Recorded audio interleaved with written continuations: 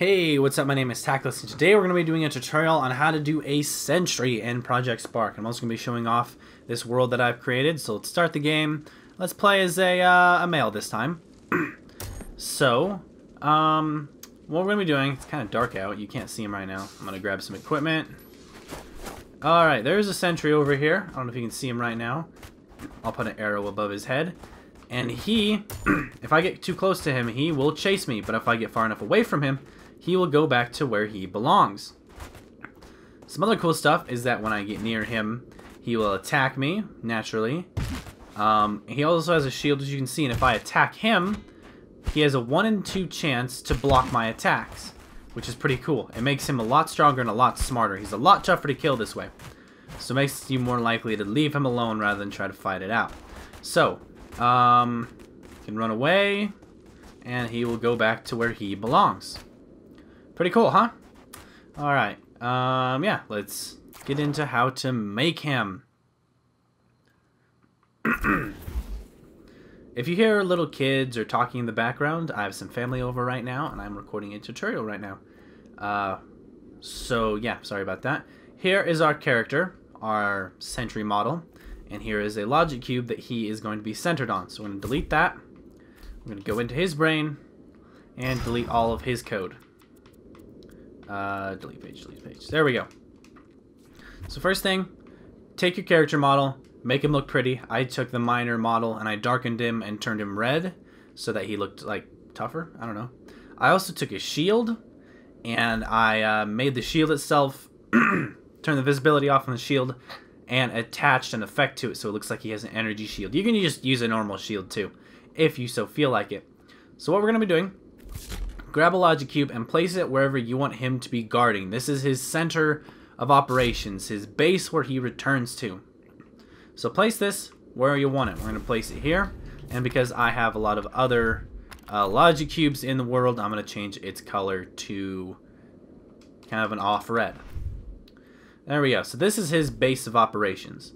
Now we could place him right in the middle of it so that he spawns where we want him, or we can place him away from it because he'll walk back to it.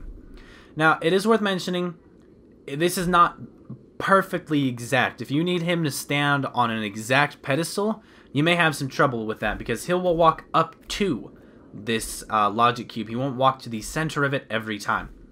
So, it looks fine, trust me. It doesn't look bad. It makes sense. And he'll always be a sentry of an area, but if you need him to be perfectly pinpoint in one spot, you may have to find an alternative to how I'm going to show you. So, let's get into his brain. First things first, we're going to do once, and we're going to establish his team. Now, his team should be something other than the player, unless he's a sentry for a friendly castle or something that the player is going to. So the player defaults to team 1. We're going to put this to team 5, so that he will kill any goblins, wolves, zombies, whatever that come at him. Next, let's give him some stuff to equip. I do not equip gear through the clothing menu because sometimes I have issues when they spawn in. So we're going to do equipment, equip, and I'm going to do the shield, which is my in-world picker. Grab the transparent shield. And we're also going to, oh, now the child 9. We're also going to do equip. And we're going to do the, I don't want to tag, the Codian Dagger. I got this in a treasure trove a few days ago, weeks ago, and I was very happy about that. So he will have the Codian Dagger and an energy shield. Next, let's tell him how to get back to base. So, when not raycast hit. When not objects closer than, I should put enemies in front of that. When not enemies, objects closer than, let's do, man, I keep hitting the wrong things. I want to do a new number, and let's do 12. Now, you could do objects farther than, rather than not enemies closer. I just find this a little more reliable, and there's some other reasons I like to go with this code too, but I like this code. We're going to have him, let me think exactly how I did this. When the enemies are not closer than 12, we're going to switch page, to the next page. The next page is his return page, where he walks back to the block, to his center. So we're going to go to the other page, and we're going to do move toward, and then let's do an inward picker and grab our center. Now, when hit by attack, so in case he gets interrupted on his way back to walking to the cube, when hit by attack, and when this cube is, let's do closer than 20, huh? Objects closer than 20. We're going to have it so if there's no enemies within 12, or the radius around him that he notices is 12 feet. He wants to know if there's any enemies within 12 feet of him. But he can stray up to 20 feet away from his center. So let's go and grab 20. When the logic cube is closer than 20, we're going to switch page, previous page. This way, if he is 25 feet away from the logic cube, his one and only priority is get back home. Once he gets within 20 feet, he can then go back to combat, if that makes sense. Next, we're going to do when this cube is farther than 20. Oh, I put farthest object. I meant farther than. Sorry about that. Farther than 20.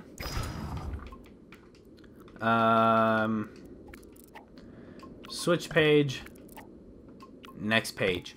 This way, when he's in combat and the player has drawn him more than 20 feet away from base, he will return to base regardless if he's in combat or not. Unless he gets hit by an attack and he's closer than... Yeah, well, we've already done that code. So this is his follow and go back to base code, pretty much. Does that make sense? Hopefully it does. Oh, I should add one more line of code here. When the logic cube is... Wait, no, I don't need to add that line of code. Never mind. Ignore me. Okay. Once we're on the second page, though, which we're here, we need to have some sort of way to know that once he's arrived at the cube, to go back to the previous page. Now, I've noticed that since the player doesn't always, or this sentry, I mean, doesn't always actually touch the cube, the most reliable way that I've found... Now, this only works if he's in kind of a wide open, smooth environment. If he's in a room where he can get stuck on a wall, or in cliffs where he could fall off and get stuck, well, I'm not aware of a way that he could get back to base easily. But when not moving, we're going to count to 1. Countdown timer, not variable. We just want to go to 1. So we will switch page to previous page. That way, when he arrives at the cube, he will stop moving, count 1 second, and then return to the previous page. The reason we have the countdown for 1 second is if there was no countdown, then when he decided to change directions, he may stop for just a moment, just 1 frame, while he changes directions, and then that would mess the code up. So, we have got the basics for our sentry done. Let's add the combat. So, when... And let's see, when enemies closer than, oh no, when enemies nearest object closer than 12. 12 is the number that he pays attention to in his radius. We're gonna have an object variable called my enemy. My enemy is equal to it. Next, we are going to move toward my enemy.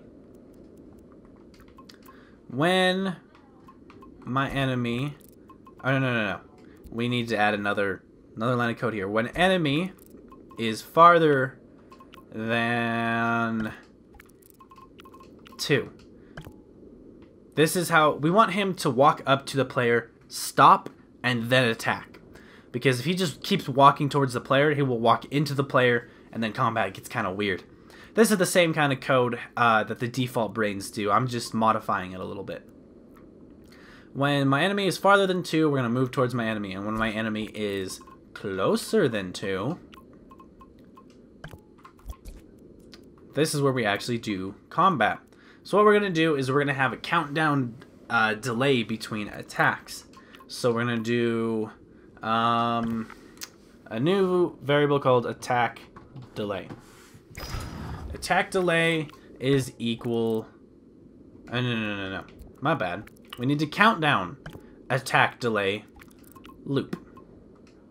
Now, it's worth mentioning that the first time this loops, it will be no time. He will walk up to the player and instantly attack them. I could define the attack delay once.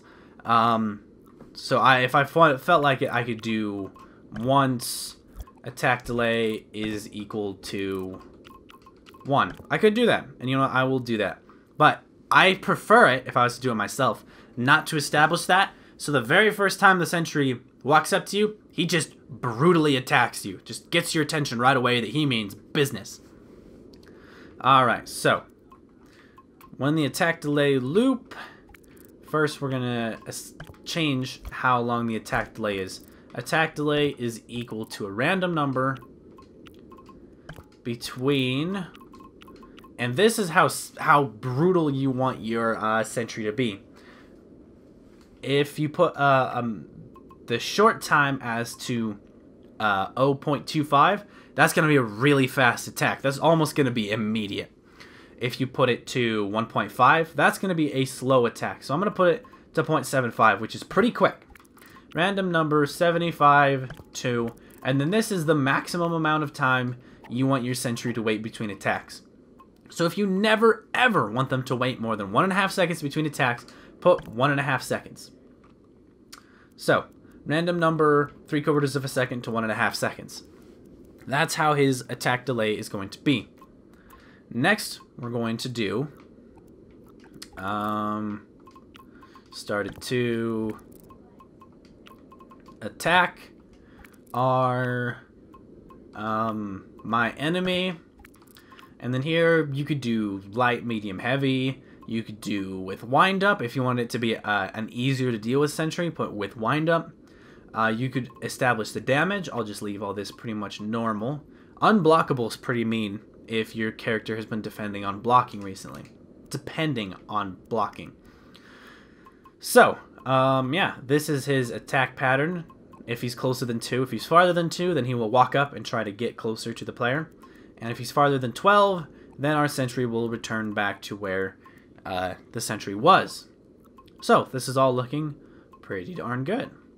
Next, let's add our blocking, which I showed earlier, the chance to block. So, let's make a new Boolean variable called block. When block is equal to false, when started to, I'm just going to copy and paste the my enemy object. When my enemy combat events is attacking, then we're going to do a numeric variable called block chance. When block chance is equal to, and we're going to do a random number between 1, 2, 2. Now this is important. You want to put as integer, and this will make sure that it picks either 1 or 2. If I didn't put as integer, it could do 1.1, 1.2, 1.3, 1.4, 1.5, all the way up to 2, which would kind of ruin the next step. Next, when block chance is equal to 1, I'm going to do, let's see, block equals true.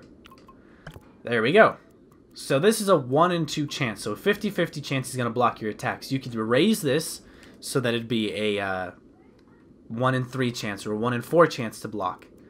So next, we're going to, I like to go to the bottom and establish what the block variable or boolean does. So when block is equal to true, we are going to well, block. Then after a countdown timer of 1, we are going to have this variable block equals false. So you block the sentry will block for 1 second. There we go. So that's a sentry. Let's give it a test. Saving. This world takes a long time to save because I have a lot of stuff going on in it.